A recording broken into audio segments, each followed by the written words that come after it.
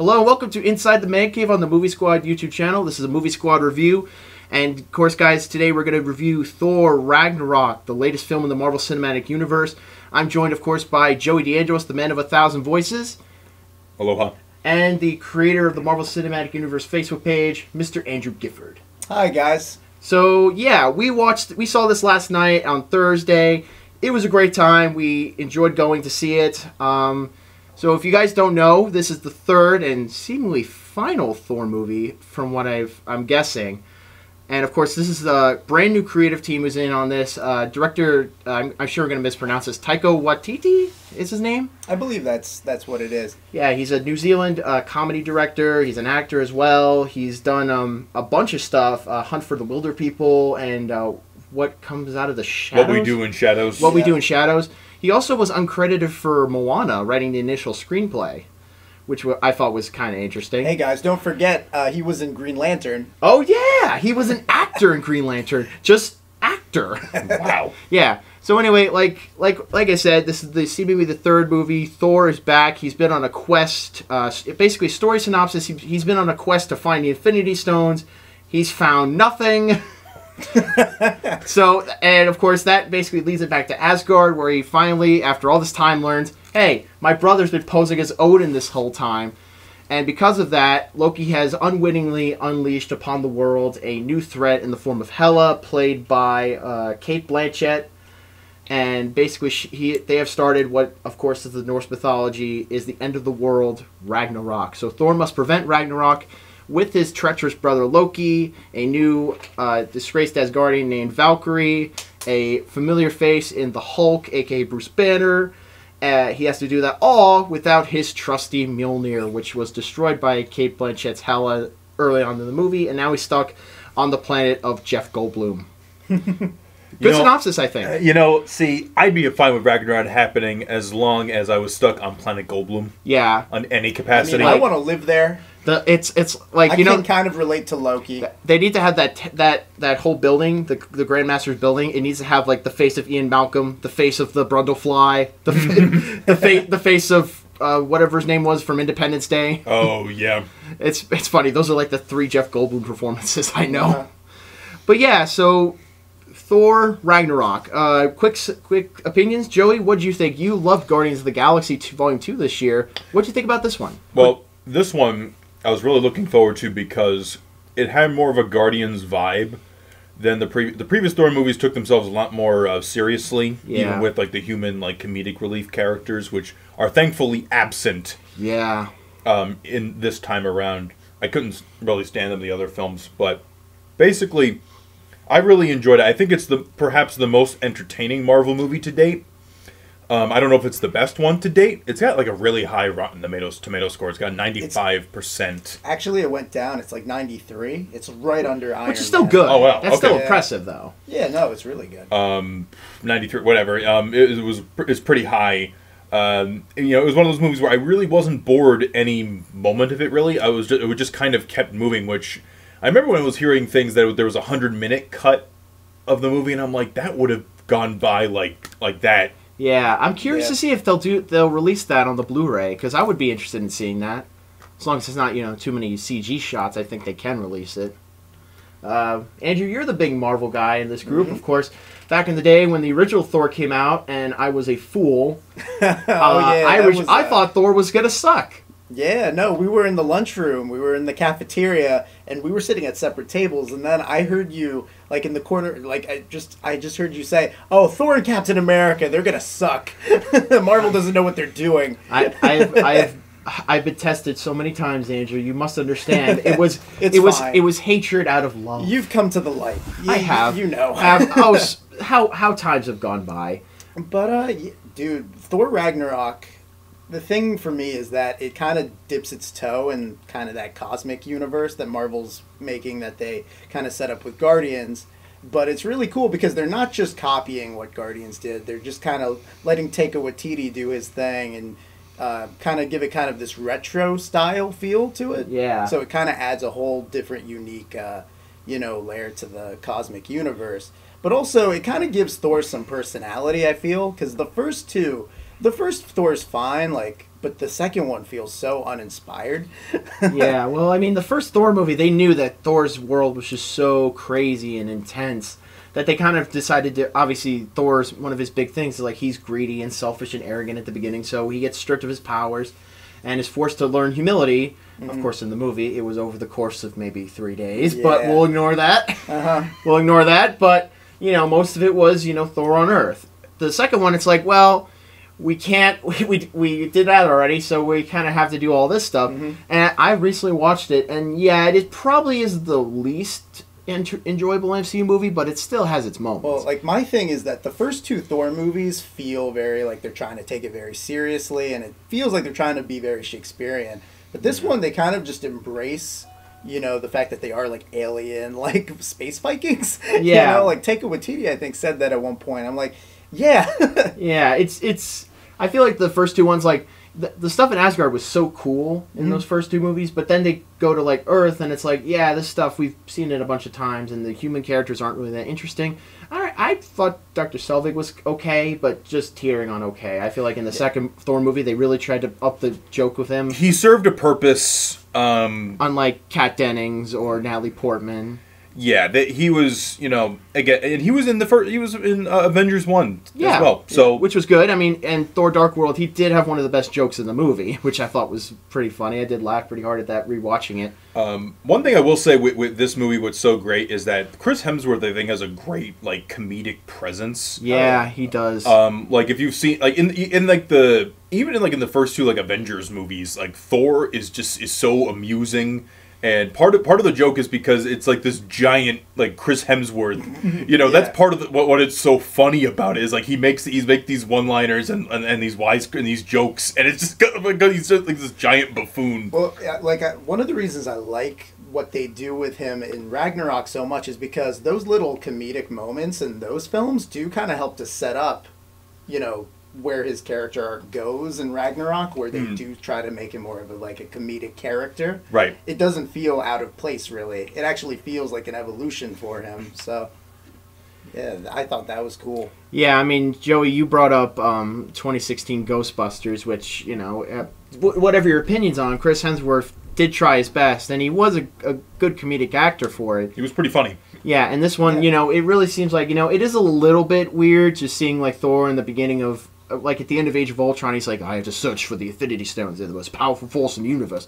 I must go on this quest. And then when we see him at the beginning of this movie, he's basically talking to himself and basically joking around with a you know, demon Clancy Brown. So yeah, well, like when Taika Waititi was hired to direct it, I feel like he decided to take some liberties with it. Because I feel like before they probably wanted to go for something a little more darker. Like they probably had something darker in mind for Ragnarok. But then Taika Waititi was like, man, you can't take the end of the world seriously anymore. Like, just make this fun. And that's a good point too, actually, because I've heard people criticize and say, come on, this is Ragnarok. This is the apocalypse, the end of the world. Shouldn't it be a bit more serious? I'm like, you've seen the end of the world happen a million times. Look when they take it seriously in X-Men Apocalypse. Look when they take the end of the world seriously in 2012. In 2012, Independence Day. Man of Steel. Like, there's a ton of like movies, even some superhero movies too, where they take the end of the world so seriously. Yeah, like I'm like, it really has no impact anymore, honestly. Sorry, Fantastic Four: Rise of the Silver Surfer tried it and it didn't work. It just didn't with work. the giant space cloud. But it's like, yeah, sure, it's the end of the world, but it's the end of the world for a bunch of space Vikings that live out in the middle of space and shoot lasers. So you kind of want it to be as crazy as possible, and they do make Ragnarok crazy as hell. I guess going to other characters, Loki, of course, is back. Tom Hiddleston. Obviously, some people have negativity towards the fact that they're kind of turning him good, kind of turning him into sort of an anti-hero. What do you guys think? Well, I mean, Tom Hiddleston is so likable as Loki. You know, he's made it his own to the point that I'm like, I do like it when he's on screen. He is one of the better aspects of the Thor movies. Like, before Ragnarok, I'd say more people probably liked Loki than Thor, which is pretty crazy. But, you know, the thing here is, I feel like it's just becoming a little played out with Loki because he's always, right when you think he's, like, growing or he's changing, then he, like, pulls something else. Oh, yeah. And it's almost getting to the point where it's just like, no, like, stop trusting him. Yeah, I do agree. He is pretty enjoyable. There's some parts in this, especially during the scenes where he Like when he first sees the Hulk, the look on his face is priceless. Just the look of PTSD, basically. Oh yeah, it was glorious, basically. So I did like Tom Hiddleston. I thought he like every actor in here's having a ball with what they do, and he's no exception. Well, I think that also one of the nice things is here he gets to be a little more playful, because in the previous movies they even kind of had him try to play it kind of more serious, you know? Yeah, I mean, it's one of those things. I do agree with some people who are like, yeah, you really can't have this guy be a good guy because in Avengers he's a murderer. He killed people. Like, remember what Black Widow said? What did she say? She killed 87 people in 2 days. He's adopted. He's adopted. Yeah. they do that joke again in this movie too, which I thought was pretty funny. There's a lot of nice callbacks in this one. Oh man, there's one callback to a previous movie that made me laugh so hard, but we'll get to that in spoilers. But other characters, Bruce Banner, the Hulk. It's great to see a more intelligible Hulk. That was the best part of the movie for me. Just every scene with the Hulk was great. We're not quite at Earth's Mightiest Heroes level, because Earth's Mightiest Heroes has probably the best Hulk in that, he's not the smartest guy in the group, but he's the strongest, and he's kind of a dick about it, which I always thought was funny. Well, I thought that was fun because, like, in a way, Hulk is like Thor's little brother that he has to kind of like. he's like a petulant 5-year-old. Where Loki's the jealous little brother. Hulk is like Hulk. I feel like Hulk's like I think Hulk's like the big dumb big brother. Yeah. Who puts Thor around, but he loves him so much. Has the temper tantrums. Yeah, he's like I like you, Thor. Thor, you're my best friend. Yeah. But, I'm excited, though, because I feel like in the next movies we might see a Hulk that's a little smarter. I feel like there's going to be an arc there. Yeah, I like the Hulk's voice. I thought was good. It's very seamless. It's Mark Ruffalo. It does. I feel like it. They always. I remember in Avengers they say, like, it was like a combination of Lou Ferrigno and Mark Ruffalo's voice. Here, it's so seamless. It doesn't even sound like they. With the monster, you always feel like you can hear the audio change or the equipment used. But here, it feels so seamless. It does sound like it does sound like Mark Ruffalo, but it doesn't sound exactly like Mark Ruffalo. And I like that. Yeah. I like the fact that we see Hulk's just so casual. He's not smashing. He's just in his bed or throwing a ball against the wall. Well, it's like, for the Hulk, this planet's actually, like, embraced him and they like him. Earth hates Hulk. Yeah, that was another great part of the movie. Yeah. But, that was the part I was so excited for. This movie was probably my most anticipated movie of the year just because of Hulk alone. I was like, oh my god, they're doing this stuff from Planet Hulk. We're going to have a Hulk who talks. It's going to be really interesting. The team up between him and Thor. Like, the Gladiator fight, I will say, is one of the best moments I've seen in an MCU movie. And that's considering, the airport battle, the Doctor Strange fight scenes, the final battle in Civil War, that kind of stuff. Well, I really love, too, like, when they're announcing the Hulk, into the arena, like, they really do a good job of kind of setting him up. You really feel his presence coming. Yeah. Like, I like how they don't tease him as much. They don't go, oh, that's where the big guy lurks. Or, you see a glimpse of him in the shadows or something. They wait. Yeah. But you know what? Like, the Hulk is great, but Mark Ruffalo is really good, too. Yeah, it's great. It's funny because Hulk isn't in the movie a ton. But it's kind of like, it's a good half and half. Yeah. Because Mark Ruffalo has some great dialogue with Thor, where, like, Thor basically, like, he's, like, it's basically like the Team Thor segments in the, Mark Ruffalo's basically Daryl. Like, he's the smart guy where Thor's the big dumb guy. He's like, no, you gotta come with me. We gotta fight Hela, the goddess of death. He's like, and we gotta reclaim Asgard and prevent Ragnarok. It's like, I don't want to do any of that stuff. Oh, yeah, it's like, he has no stake in this, really. Yeah, it's like, he just woke up and found out he's been the Hulk for 2 years, and he's like, I may never come back. And he's like, but we need you. But this movie will be dead if it's just me and Loki. Although, do you not understand? In fairness, it would be amusing just to see regular Mark Ruffalo fling himself at Hela or Surtur.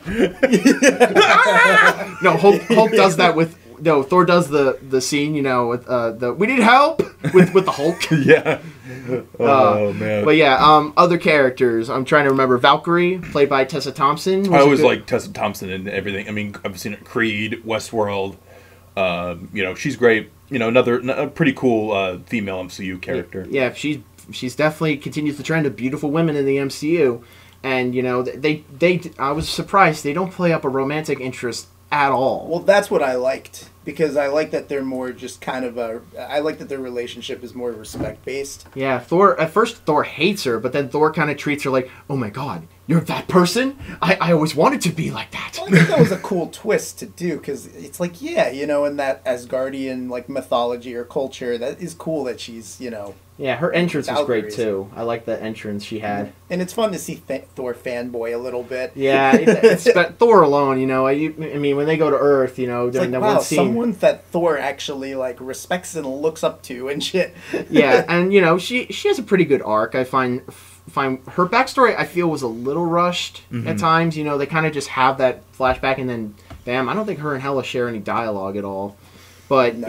she was still good. I thought she was great. But let's talk about Hela. I think.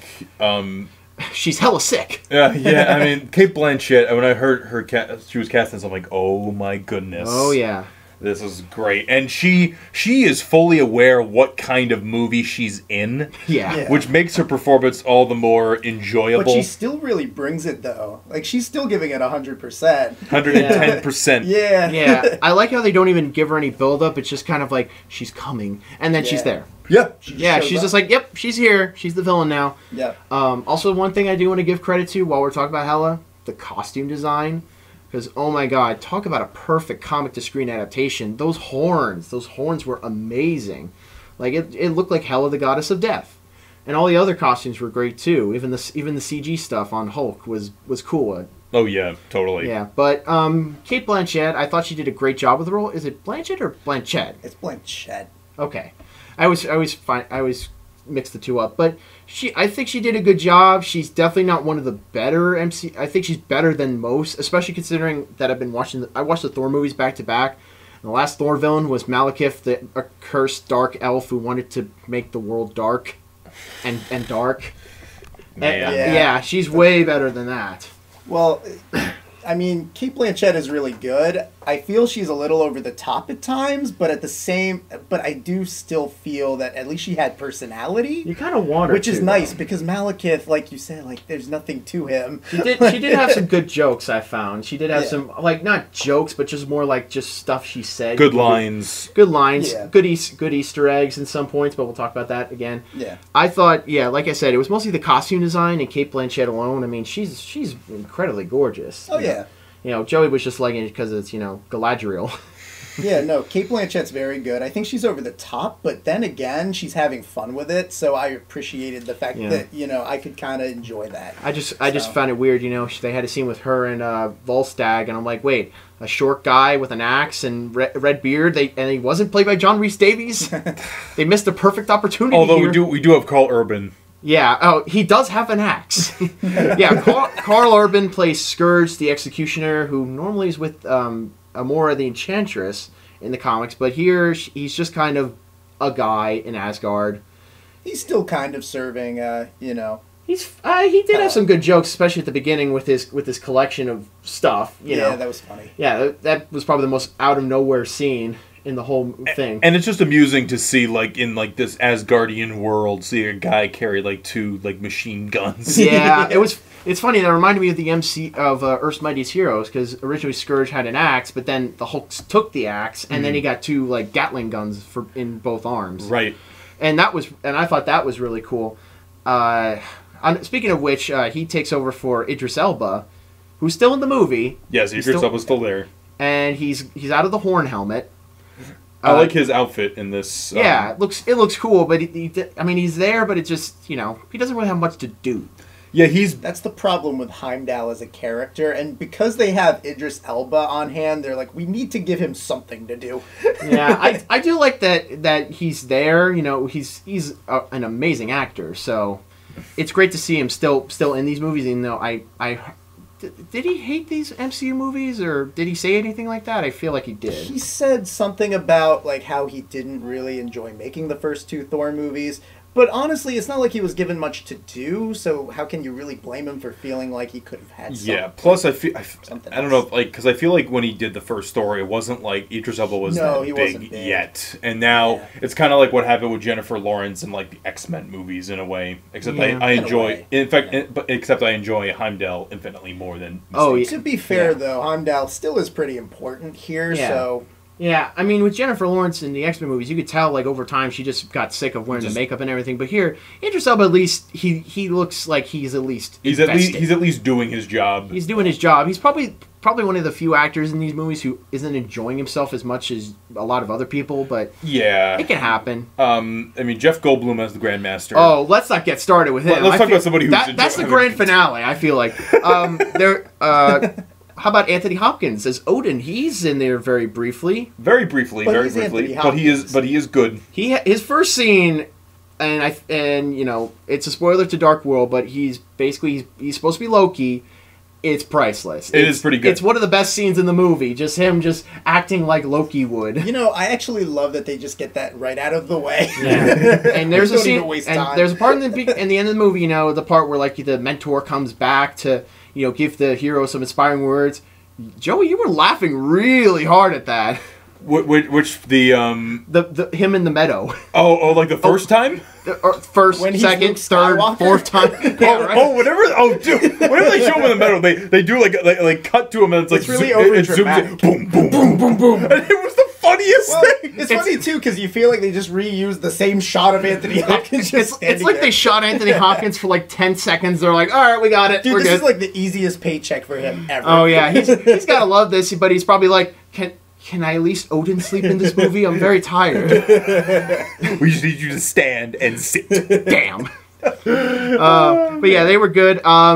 It's not a big surprise, but Benedict Cumberbatch is in the movie for a very brief time as Doctor Strange. It was a good scene. It was great. It was awesome. It's just... It's basically just an extended version of the Doctor Strange credit scene. I feel like it's kind of the same thing with Civil War. Remember, like you know, they had that scene where Falcon goes, "I know a guy," and they, you know, that was the end credit scene for Ant-Man. Here it feels like they shot the whole scene and just cut it to put in the, you know, Doctor Strange. Well, I really liked Doctor Strange's appearance because it kind of reminds me of the comics where now the MCU has gone on for like 17 movies. They have a history. So now they're able to just kind of take characters and just kind of throw them in for like little appearances. Which is great. Yeah, and then Which is- like they don't have to like serve a huge, you know, purpose in the story. But they're there. I do feel like at the end of the Doctor Strange, like he says, "Allow me to help you," and I'm like, "Oh, great! So we're gonna get some epic Thor Doctor Strange action." No, he just kind of points them in the right direction. Wait for Infinity War. Yeah, but still, it's cool. You know, he has the gloves on, and you know, this Yeah. this really feels like Doctor Strange at his most powerful.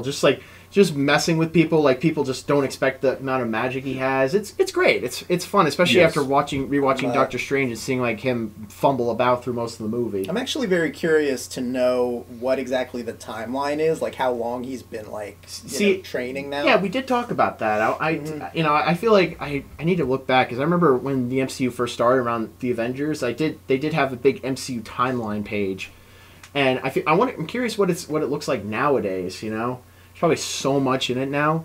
But other characters, Taika Waititi himself has a short role as Korg. Everyone's new favorite Hey, character. bruv. Who's a character who Korg and his sidekick Meek are two characters from the Planet Hulk storyline. Obviously, the MCU, Kevin Feige has stated that they wish they could make a Hulk movie, but unfortunately they're in rights with Universal Studios right now. So basically they can't make a Hulk movie, so they're like, all right, we're going to sneak a Hulk movie into this Thor movie. Yep. And so these are two characters who are from it. Obviously, there's a bit of difference. Originally, Korg had orange rocks. Obviously, it was supposed to be a callback to not only the fact that his species, the Cronin, were the first enemies Thor fought in the comics, but it was a callback to the Thing. I think they did mention in the comics that might have something to do with the Thing's origin, why he's covered in rocks. But regardless, and Meek was actually an insect creature in it, but here it's a pretty good design. It's like literally just an alien grub with robot arms and blades. And Korg is great. They've changed it from like in the Planet Hulk, you know, animated movie, he was voiced by Kevin Michael Richardson, and so he was a Kevin Michael Richardson type, Right. with a big booming voice. Here they changed it to literally like a Hawaiian native, you know. What did they call? What did they? I think he's New Zealand. Yeah, but He's from New Zealand. But honestly, so. I mean, I almost thought it was like for a second there, like the way he was talking, made me think of Taron Egerton from like the Kingsman movie. Where he's like, "Hey, bruv." It Hey, did bruv. sound kind of You know like what, him. though? He totally could have voiced Korg. Yeah, but I like how doing. he and Thor had a great connection. It was like, oh, this place is a circle, but not a regular circle, like a strange circle. It's a strange circle. It's like, that's Doug. He died. He's dead. Yeah, I mean, Go away, ghost. I just love how big and soft spoken he is. You know, Yeah, but he's so innocent too. It's like, the cliche. It's a cliche, like the big tough guy who actually has a heart of gold. Yeah. It's the Green Mile thing. Mm-hmm. But he was great. I thought, for a director just going in there and voicing a character, I thought, he stole the show. He was definitely one of the highlights of the whole movie. Mm-hmm. Any other character? Oh, let's get to the grand finale. Jeff Goldblum. I'll give you Jeff Goldblum. Thank you, everybody. Oh, great job, everybody. Oh man, as soon oh man, like Thor's like initiation before he meets the Grandmaster is so. That was wow. That was the transition where I'm like, oh man, this movie's getting good. I want that every time I meet Jeff Goldblum. I want that VR experience every time I'm about to meet Jeff Goldblum. You're about to meet Jeff Goldblum. Joe, you know how like the Guardians ride is like collector themed? We need a Thor ride that's Grandmaster themed. Dude! like you go through the 9 realms with the Yes! collector, and here we have Jotunheim. It's a little cold, but we could change that with some and then jackets. Pure Imagination plays when you're Yeah, in the don't park. spoil it. No. Don't spoil, man. But it was great. It was Jeff Goldblum was the highlight of this whole movie, and that's saying something. But every scene he's in, he just steals the show. You could tell this guy is just having a ball, just being covered in all this makeup and weird stuff. He's like, "All right, we want you to be the king of the mountain in this movie." I'm like, "Oh, I can do that." But yeah, he's just fabulous. He's just so being himself. He was so good. I guess just because I don't want to take forever with this review, but like negative stuff. I mean, before they get to Sakaar, I feel like there's a lot of missed jokes. There's some funny stuff in the beginning, but I feel like the movie doesn't really get going until Hela shows up and Thor stuff goes down, and then he lands on Sakaar. My thing is, I mean, the good jokes outweigh the bad, and even the jokes that don't quite land, it's like, well, at least I'm still entertained, so it's not a big problem for me. Yeah. One thing that a lot of people did point out, and I did notice a little bit of it, is like the scenes with Thor and the Hulk and Jeff Goldblum. It's all very much played for laughs. It really feels like that Guardians level of humor. But then when they cut back to Asgard, it's like people are starving and dying, and people are being rounded up and leaving their homes. It's like it's a little bit of a tonal shift in a lot of ways, and it feels like sometimes the Hela stuff can feel a little like crammed in there, like oh by the way, she also has a giant wolf. I felt there was a lot of exposition, which was cool. I always like seeing giant wolves in movies. But yeah, anything else you guys want to talk about? Effects, acting, directing, that kind of thing? The visuals are gorgeous. Oh yeah, this movie this has some of the best visuals in the MCU. Yeah, I mean, it's kind of that thing of like, they always like pan over Asgard and they're like, oh, look how majestic and wonderful it is. Here it's just like, yeah, it's wonderful, majestic. Now let's burn it to the ground.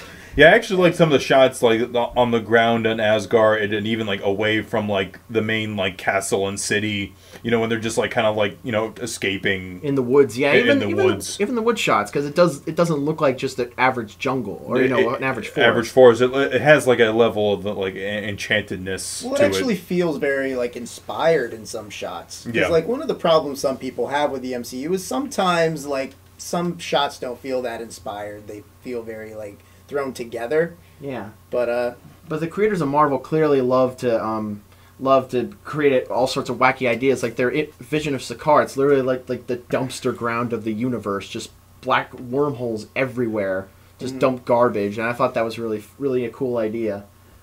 But do you guys want to get to spoilers? Yeah, we could talk about some spoilers. So at this point on, we will be talking about spoilers. So don't get mad at us if you're listening beyond this point. Yeah, spoilers. We'll be talking about the ending, the end credits scene, specific parts in the movie, Easter eggs, Stan Lee cameos. Yes. And Easter eggs, and of course end and mid credit scenes. So don't watch this if you have not seen the movie. Go see it. We all loved it, right, guys? We all had a good time, Yeah. I would say. Thoroughly enjoyed the Oh, yeah. movie. Go see it right now. You will not be disappointed. If you are a fan of Jeff Goldblum, this is like the greatest movie to see. I give it 4.5 out of 5 Goldblums. Yes. I give it 5 out of 5 laughing, awkward Jeff Goldblums. 5 out of 5 awkward Ian Malcolms. All right, so spoiler alert: Stan Lee is a barber. Yes. Thor loses. No, please, kind sir. That was Cut my hair. that was great. Now just imagining Stan Lee as Jigsaw. I want to play a game, true believer. Hey, true believers, would you like to play a game? Excelsior! Dude, that was like... I love that. It's like, you will dare not cut my hair. Please don't cut my hair, sir. It makes me think of in the first Thor when he's like in the hospital. I am Thor, son of Odin. You will not mess with the mighty. You know what? It was funny enough, but then, like, as he's cutting his hair, you hear Stan Lee laughing maniacally. I didn't even catch that, but I do see caught it now. for a second. Just We were probably laughing too hard. That was probably it. I will say, this movie makes Age of Ultron that much better because one of the best jokes in the movie is Thor continually says the sun's getting real low, yeah. and he tries to calm the They Hulk even down. used the exact piece of music. Yeah, that was great. And he reaches his hand down, and Hulk like reaches his I hand love down, how it looks and like Thor's it's working. and it almost works. But then Thor gets the same thing Loki did in the Avengers, and Loki is hopping up and down like a schoolgirl. That's what that feels like. It was that was the best line in the movie. That was Yeah. the best part of the movie. It was just that really whole was. scene. I was laughing so hard at that. Other stuff. Hela is now Loki and Thor's older sister, which is different from the comics, where she was originally Loki's daughter from another dimension or something.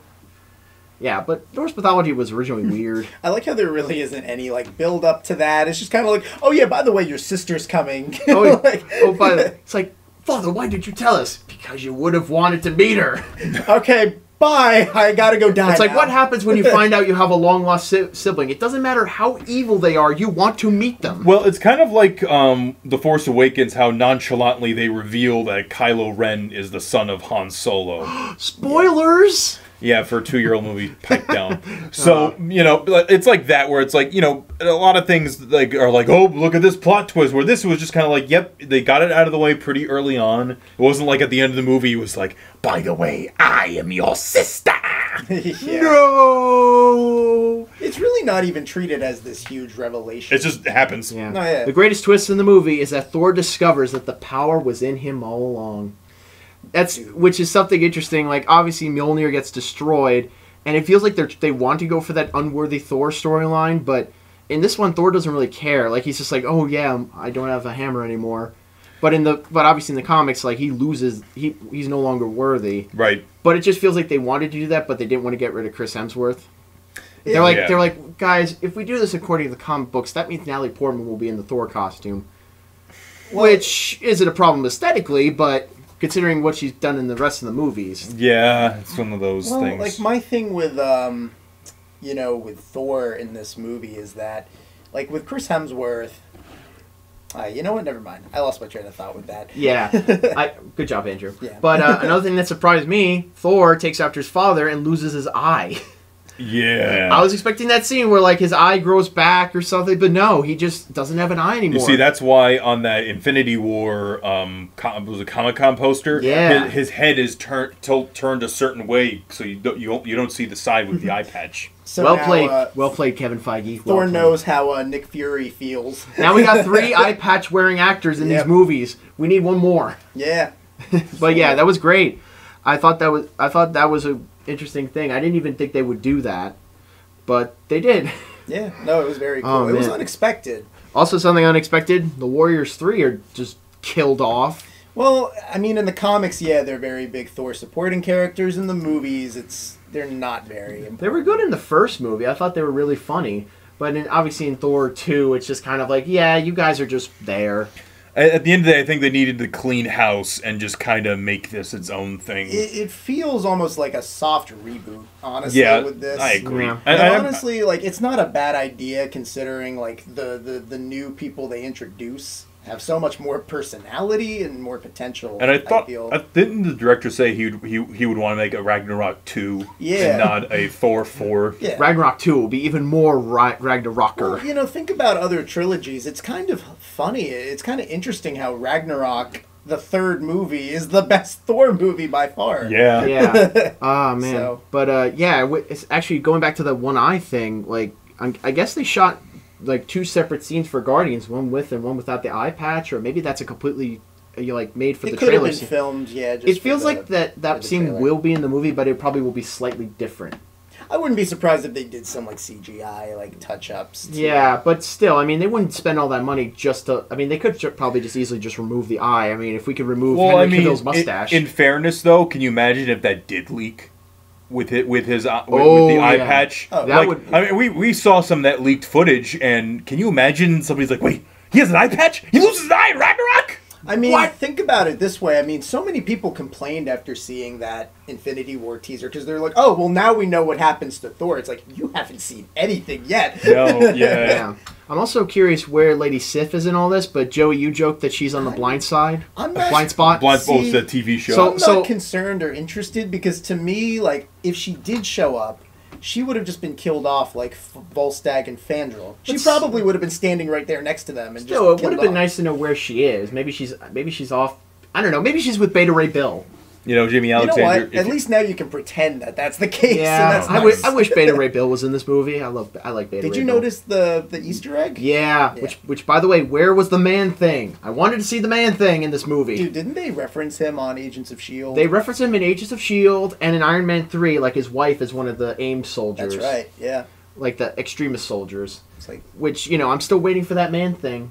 Still waiting. Yeah, actually, that's my MC movie I would love to see as a Howling Commandos movie with, like, all the monsters. Joey would love it. Yes. Frankenstein's monster, Werewolf by Night, Blade. Let's see. Like, I'm trying to think other stuff that's, like, spoilery with the movie. What was your favorite scene, Joey?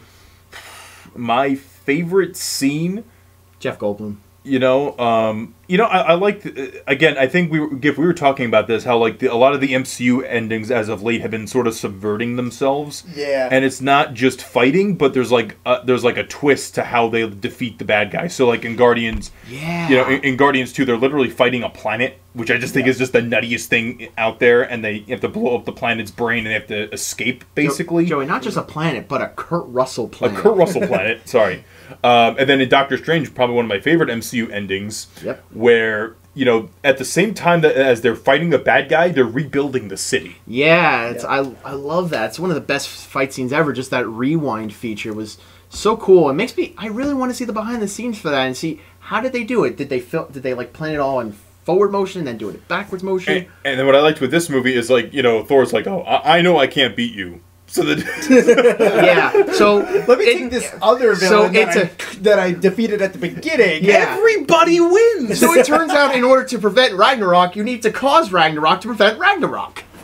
I actually love the dialogue in that scene. Like, Valkyrie's just like, this plan sucks. I know it sucks, but we have to do it. I thought Surtur was great. I was honestly expecting it to be just like, I know, Joe, you're going to love this, like the Mummy remake, the evil lady is trying to resurrect the big bad. Oh, yeah, I thought Hela was going to team up with Surtur. Yeah, it's like, I shall resurrect my great Lord Surtur. No, she has nothing to do with it. In fact, that part where Surtur's head comes out, she's like, oh, no. In fact, actually, that was one of the Easter eggs in this movie were great, too. But getting to your Surtur thing, like, Thor realizes, oh, yeah, I need to cause Ragnarok. So he decides, hey, let's get the big bad to actually destroy Asgard and in turn destroy Hela. And that was great. Just I've always wanted to see Clancy Brown as a giant fire-breathing demon. Beautiful. It's funny. They alter his voice so much you can't really tell. But when he raises that voice, you could tell he's got that rasp in his voice. You could just hear Mr. Krabs in that voice. Yeah. But yeah, Easter eggs. They go to Odin's treasure vault, and that part made me laugh so much when she pushes over the Infinity Gauntlet. Goes fake. Yeah, which well, was I like that because it shows that they actually do care about maintaining some continuity. which is great. I did like that. I liked how they passed the it's captive just for ancient the winters. fans. Other people won't understand, but Yeah, you see the Tesseract in there, and I was expecting a lot more, but I love it how Loki has to go in there to get the Eternal Flame, and then he just stops when he sees the. oh, you know he grabbed it. Oh, because in the trailer that was one of the scenes, right? Yeah. Mm-hmm. He just hands the Infinity Gauntlet over. Yep. To Thanos, but speaking of which, the mid credit scene and the end credit scene, one was good, the other was okay, the other was pointless in my opinion. I was honestly kind of underwhelmed. Yeah, I feel like these might be the most disappointing credit scenes I've seen out of these movies. I was just surprised because it feels like this movie above all else should have the big connectors, because I mean after this it's Black Panther and then it's Infinity War. It's kind of like, well, they're not going to have anything super big in Black Panther, or maybe they will. Maybe. But, it feels like with this one, it's like, the mid-credit scene is Thor and Loki are talking, and they're like, we're going to Earth, and Loki's like, do you think it's a good idea to go back to Earth? It's like, oh yeah, they love me. He's like, let me rephrase that. Is it a good idea for me to go back to Earth? Like, my thing with the after-credit scenes is that I've just accepted at this point that one of the after-credit scenes is always just going to be related to the movie and just more of a laugh. Yeah. Well, that's what was underwhelming for me, because, I don't mind the Grandmaster one. That's funny, but I would have liked the first one to be stronger than to make up for that. So maybe, see Thanos in that ship? Maybe. Yeah, the ship part was at least good, because it's a giant ship. Something more exciting. Yeah. But at least the end credit scene, I would be disappointed with the end credit scene, but it had more Jeff Goldblum, so you can't go wrong. Which reminds me, this movie has probably the closest thing we'll ever get to a Jurassic Park. Oh, yeah, Sam Neill. Yeah, there's a scene where there's an acted out scene from The Dark World, which is probably the best acted scene in Thor: The Dark World, right? Probably, yeah. With Sam Neill, a.k.a. Alan Grant from Jurassic Park as Odin, and you guys had to point that out to me because I'm just used to his hat. His hat from Montana. Yeah. But, I think Loki. The audiences really lost it at Matt Damon as Loki. Yeah, it took me a moment because I'm like, is that Matt Damon? Matt Damon! Jimmy Kimmel's favorite actor. But yeah, that was a great scene. Fun fact, Thor is played by Chris Hemsworth's brother. Oh, really? Yeah. Yeah, I felt like he must be someone to get that scene. That's which brother? What was Liam? It? Liam? No, the other one. I feel like if it was Liam Hemsworth. Oh, is it the one from Westworld? It must be. I guess. If it's not Liam. Yeah, I was like, if it was Liam Hemsworth, I think it would be a lot more noticeable because you could kind of tell he does have that Thor-esque face to him. Yeah. Yes. But that was great. I did like that. The end credit scene was just more Jeff Goldblum. I like the use of the one song in the movie. Yeah, the Immigrant song. Oh, but I want to also say the score by Mark Mothersbaugh. Yeah, I was going to say that. Really good. Yeah. For a Marvel score, it was good. Yeah, it uses a lot of 80s synth track. You could just really tell that this movie Guardians of the Galaxy was obviously more about the soundtrack. It really pushes that soundtrack in, and they're great songs. But here it's look, we don't want to copy Guardians, so we'll have the one good song, and we'll use it twice. Well, and then for this, it's we'll have a soundtrack that sounds like something from an '80s movie. Yes. Well, what I like about the score by Mark Mothersbaugh is that it is a score, but the songs almost just feel like songs though too. Yeah, but the song isn't a kind of. I mean, with Guardians, there's some songs that kind of feels out of place. Right. I like the song Southern Nights, but it kind of feels weird compared to the scene it's in. Mm-hmm. With this, it's the song is it gets your foot tapping, and it's awesome. Makes me wish they could bring back AC/DC into the Marvel Cinematic Universe. I'm like, man, if there was ever a time to listen to Back in Black. It's now. Or no, Thunderstruck. Man, that would have been awesome. Just Iron Man throwback. Yeah, I think it should have been Thunderstruck. Because that would have been perfect. I think that's about it. Final thoughts. Joey, go. Well, it's not my favorite Marvel movie, but certainly the best of the Marvel movies. One of the more entertaining entries in the series thus far. Good time at the movies. Andrew? Yeah, it's a good time. It's definitely the best Thor movie so far. It's really enjoyable. Some great back and forth between Thor and the Hulk. See it. It's got the Hulk. It's got Jeff Goldblum. It's got Matt Damon in a short cameo. And it's got, giant fire-breathing Clancy Brown. What more could you want out of a Marvel movie? I love this movie. I like how it's not one of those movies oh, Thanos is coming. He's coming. Just wait. It's just more hey, let's focus on this story and these characters. You know, it's why I like Guardians 2 so much. It doesn't feel like it doesn't feel like it's constraining to push in the Infinity Stones or anything. Like Surtur doesn't have the Infinity Stone or anything. Mm-hmm. But yeah, I think it was great, and I think that's going to wrap it up for us here on the Movie Squad YouTube channel. If you guys like Thor Ragnarok, leave a comment below. Tell us what your favorite scene was. Please, no spoilers, but, you know, try the best you can. What was your favorite character in the movie? Yeah, I think that's a better one. What's your favorite character in the movie? Yeah, I think that's a little better. You know, maybe once like a couple like a month or so passes, I think spoilers would be pretty safe. Yeah, I feel so. All right, so next up is Black Panther. Are you guys excited? After seeing the new trailer on the big screen, but right before Thor, yes, I'm very excited for Black Panther. Very excited, yeah. Yeah, it looks looks so different. I feel like there's a ton of people who are just like, this is a movie that everyone's got to see. You know, Well, it's like Wonder Woman in a lot of ways, where people are like, you got to see this movie to support its message. I'm like, I'm just gonna go see it because it looks cool. Well, one of the things I'm excited about is very much like how Thor Ragnarok is a Taika Waititi movie. I do feel like Marvel let Ryan Coogler just do whatever he wanted. Which is great. Basically with Black Panther. You know, I feel like it's going to be, you know, because basically we got like his origin, like Black Panther's origin arc already settled in Civil War. So now this gives them a lot more free reign to do stuff with Black Panther that they've already established in the previous movies. Yeah. Well, that's gonna do it for us, guys. We'll see you next time on the Movie Squad. Bye-bye.